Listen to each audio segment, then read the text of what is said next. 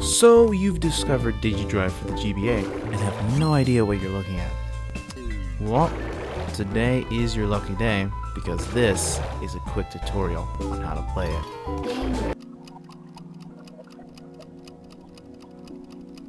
Now for starters, your job is to protect the puck on the right from that plunger thingy right under it. And you do that using the intersection on the left side. There are three types of shapes that can move down any of the lanes in the intersection, and your job is to be a lane traffic mastermind and sort these shapes into any of those 4 lanes. Get 5 shapes of the same type into one lane, and you'll create a fuel stock, which is that triangle thing. Stacking 5 of the same color into that same lane will create more fuel for the stock, eventually even changing the type of stock itself.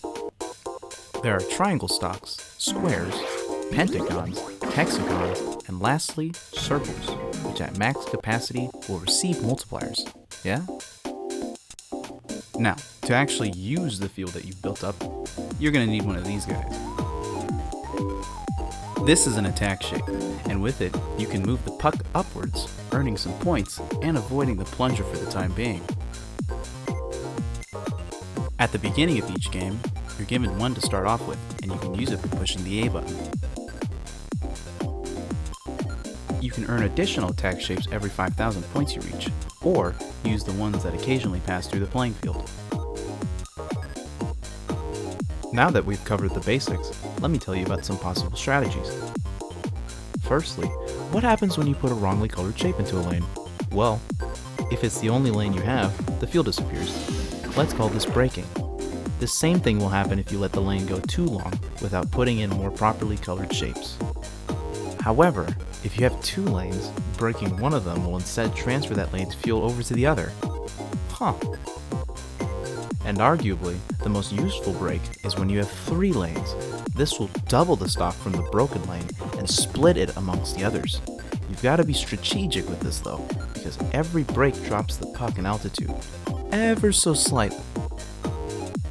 And lastly, if you manage to get fuel in all 4 lanes, you'll enter overdrive. This mode will let you rack up fuel for as long as you can go without letting any lanes time out.